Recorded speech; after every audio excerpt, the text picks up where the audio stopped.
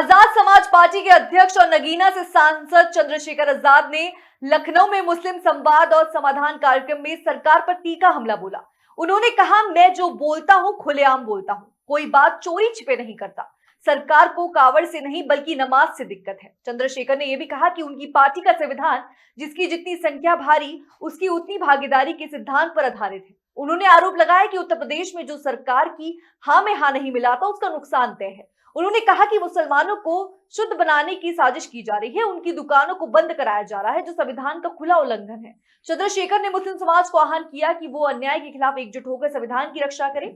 उन्होंने ये भी कहा कि पार्टी के चुनावी घोषणा पत्र में अनुसूचित जाति, पिछड़ा और मुस्लिम समाज की समस्याओं को प्राथमिकता दी जाएगी।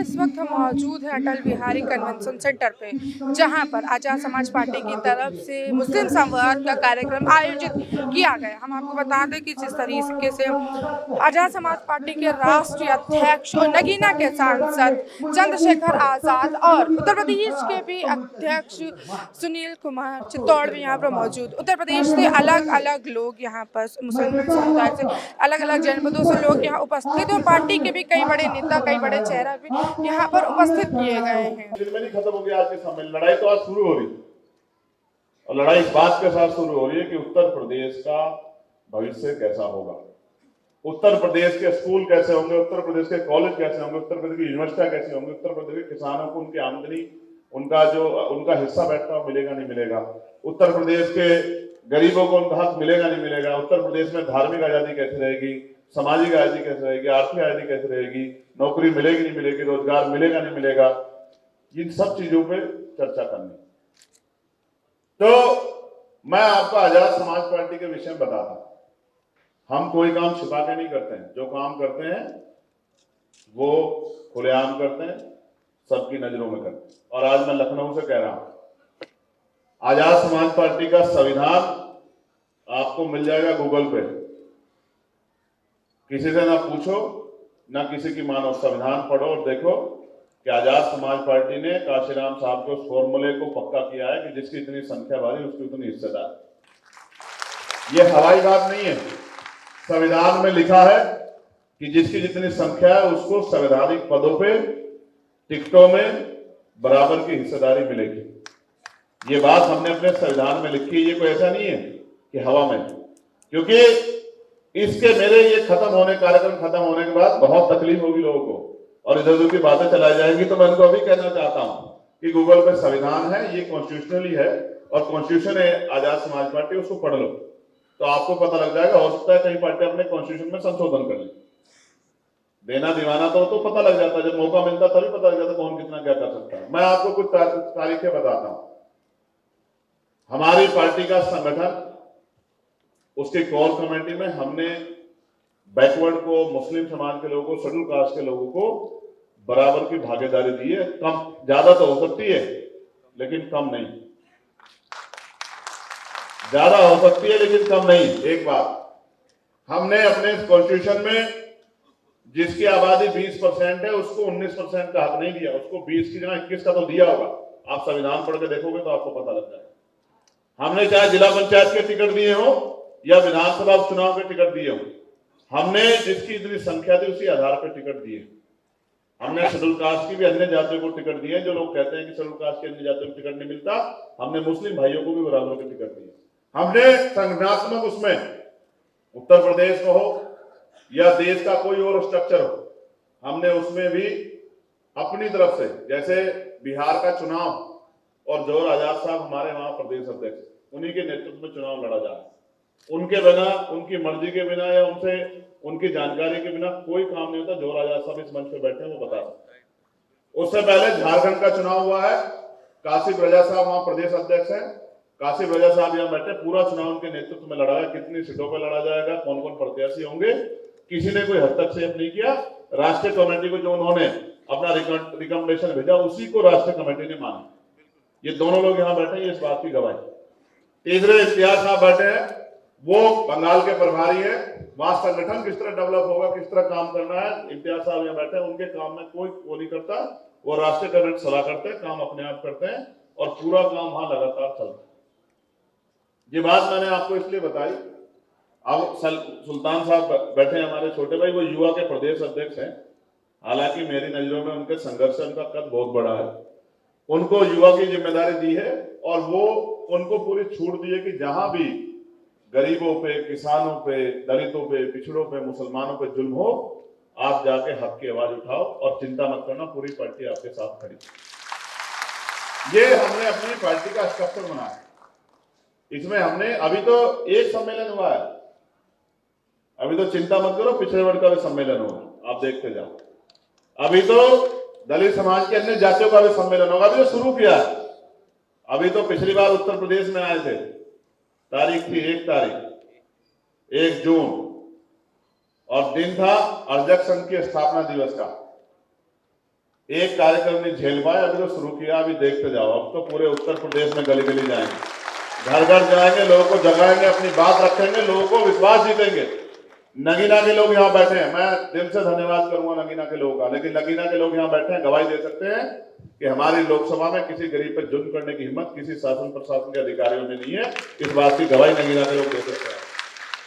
और नगीना के जो भी मसला होते हैं, जो भी मामले होते हैं, जो भी परेशानी आती है, जितने भी चाहे कितने बड़े अधिकारी जुड़े, उन सब मामलों को हम लोग बैठ के 4-4, 5-5 दिन बैठ के उसको संभालने का काम करते हैं, उसमें न्याय दिलाने का काम करते हैं। ये भी किससे छिपावा नहीं।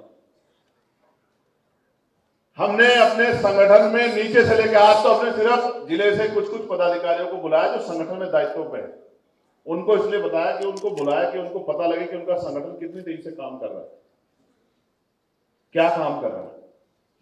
इसलिए ये जो हमला संविधान पे अभी सरकार ने किया था, उसके खिलाफ ये चर्चा थी जो संवाद के रूप में बदली। और अभी संवाद हुआ है, अभी संघर्ष होगा। क्या होगा? जोर से बताओ। मेरी अकेले के बाद तुमसे ज्यादा भाई संघर्ष होगा, भाई संघर्ष। अनस भाई क्या होगा बताओ, भाई क्या होगा बताओ। अभी तो संघर्ष होगा। ये आजाद भारत है, ये गुलाम भारत नहीं। आजाद भारत में लोकतांत्रिक व्यवस्था, संविधान है। गुलाम भारत में राजतंत्र था, रानी के पेट से राजा पैदा होता था और चुनाव नहीं होते थे। राजा के परिवार में जो व्यक्ति पैदा होता था वही दूसरा राजा बनेगा, यही तय होता था। लेकिन तकलीफ के साथ कहना पड़ रहा है कि आज भी बहुत बड़ी आबादी राजतंत्र की तरह ही जी रही। कुछ उनमें से ऐसे हैं जो अपने आप को मालिक समझते हैं और कुछ लोग ऐसे हैं जो अपने आप को गुलाम समझते हैं। वो गुलामी की बेड़ियां नहीं काट पा रहे। राजतंत्र में लाठी, तलवारें, भाले, बंदूकें, तोपें चलती थी, हजारों लोगों की जान जाती थी। लेकिन भारत के संविधान ने इतनी सुंदर व्यवस्था की है, ना लाठी चलाना, बंदूक चलाना, ना तोप चलाना, ना किसी को बुरा कहना, अच्छी बात कह के अपना हम क्या कर सकते हैं समझा के आप इस व्यवस्था में भागीदार हो सकते हैं और आप खुद को ताकतवर बना सकते हैं। इस लोकतंत्र को समझ लो। इस लोकतंत्र का फॉर्मूला यह है, जनता द्वारा जनता का शासन, यानी कि जिनका वोट होगा उनका राज होगा। और उत्तर प्रदेश नहीं, देश इस बात का गवाह है। और बिहार में जातिगत गणना हुई थी, आप आंकड़े पता कर लो कि जिनका वोट है उनका राज नहीं। और जब तक आप अपने वोट की अहमियत नहीं समझोगे, आपने जितने मसला बताए, जितनी समस्या आपने बताई है, तालीम की हो, स्कॉलरशिप की हो, धार्मिक आजादी की हो, रोजगार की हो, या और कोई समस्या हो, जुल्म जाति अन्याय की हो, बुलडोजर से लेके कोई समस्या हो, उसको हल कैसे करोगे जब कुर्सी पे सत्ता में दूसरी पार्टी के लोग बैठे होंगे और कुर्सी पर उनके चहेते अधिकारी बैठे होंगे, डीएम एसएसपी उनके होंगे, डीआईजी आईजी उनके होंगे, एडीजी डीजीपी उनके होंगे, चीफ सेक्रेटरी से लेके और गांव का सेक्रेटरी उनकी बात मानेगा, तो वो आपको न्याय क्यों देंगे? आप बताओ, आप सोच के तो देखो ना। आपकी सारी समस्या मैं मानता हूं ये समस्या, लेकिन समाधान क्या है? लोकतांत्रिक व्यवस्था में जिसके पास राज होगा, जिसके पास कुर्सी होगी, जिसके पास कलम होगा, वही तो योजना बनाएगा, वही तो नीति बनाएगा, वही तो पॉलिसी बनाएगा, वही तो लागू कराएगा। अब मैं कह रहा हूं कि हमने सब कुछ तैयार कर लिया और वोट हमने अपना संगठित नहीं किया, वोट को हमने इधर उधर बखेर दिया और परिणाम हमारे खिलाफ आए। और दूसरी पार्टी जैसे सत्ता में है, ऐसी पार्टी सत्ता में आ गई तो वो आपको क्या बांटेगी? मिठाई? आपके बच्चों को तालीम देगी? आपको स्कॉलरशिप देगी? आपको सम्मान देगी? वो तो लठी मारेगी ना भाई। वो तो वोट इस बात पे मांग रहे हैं कि आप हमें वोट दे तो हम इनको लठ मार देंगे। आप समझो, मैं तो खादिम साहब बैठे हैं, मैंने देख लिया उनको। अगर मुसलमान, मैं सच कह रहा हूं, बीजेपी को वोट देने लग जाए इस देश में, मैं सच कह रहा हूं, इस देश में भारतीय जनता पार्टी सबसे नीचे दर्जे की पार्टी हो जाएगी। वो इसी नाम पे वोट मांग रहे हैं जो सत्ता में बैठे इस समय, जिनसे मुकाबला है। मैं किसी और दल पे बात नहीं करना चाहता, मैं तो सत्ता से बात करना चाहता हूं। और इसलिए नहीं करना चाहता क्योंकि उनकी हमारी लड़ाई नहीं, ये तो हमारे लोग गुमराह। वरना उनको जिस तरह से उनके बड़े बड़े नेताओं को, जो सबसे बुजुर्ग, जैसे खींच खींच के धक्के मार के कोने में कर दिया जाता है ना, उसके बाद भी अगर वो समझना नहीं चाहते, अगर वो अपमान को इज्जत समझ रहे हैं, तो मैं क्या कर सकता हूं? इज्जत तो दिखती है। इज्जत इस मंच की गवाही है कि इज्जत किसे कहते हैं। वरना आप देख लो, अभी 15 दिन नहीं हुए, ऐसे कोने मार मार के वहां कोने में ले गए। बताओ लेगे नहीं लेगे? बताओ। तो ये तो दिखती है अपने आप। मैं ये कह रहा हूं, इतनी बड़ी आबादी को नकार के और आप ये कहते हैं कि वो आपको वोट भी देती रहे, ये तो इनकी ईमानदारी है।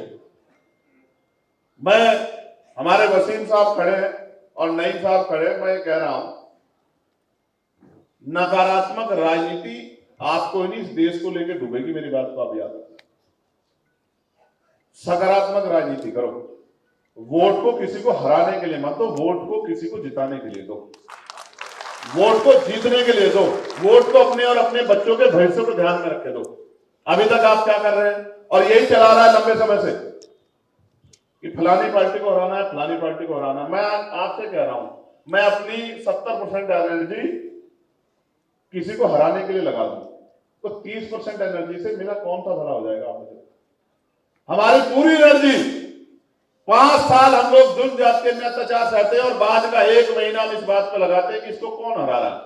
मैं ये कह रहा हूं, जब तक आप कुर्सी पे नहीं बैठोगे, जब तक आपके बच्चे पटवारी, सेक्रेटरी, पुलिस, सीआरपीएफ का जवान, सीएसएफ का जवान, एडीएम, डीएम, एसडीएम नहीं बनेगा, सीओ, एसपी, डीएसपी नहीं बनेगा, एडीजे, डीजे नहीं बनेगा, तो आपको कैसे लगता है कि वो आपके साथ न्याय कर पाएंगे? आज भी तो अधिकारी तो आज भी है नहीं है, बताओ कुर्सियों पे है या नहीं है?